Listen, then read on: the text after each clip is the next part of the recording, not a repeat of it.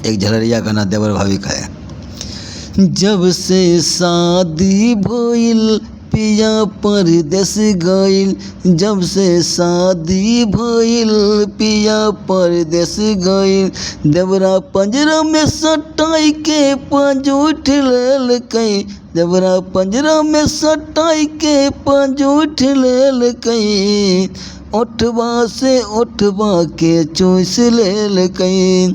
ओठवा से ओठवा के चूस लेल कई,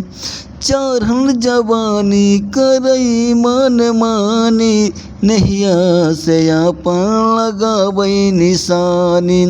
चढ़ल जवानी करई मन मानी, नहिया से आपन लगावई निशानी, देवरा खटिया पे बैठा के बाकूट लेल कई, देवरा खटिया पे बैठा के बाकूट लेल कई, ओठवा से ओठवा के चूस लेल कई, ओठवा से ओठवा के चूस लेल कई, कोई न जाने एकर बहाना, हमरा दिल पे लुटावे खजाना, कोई न जाना एकर बहाना,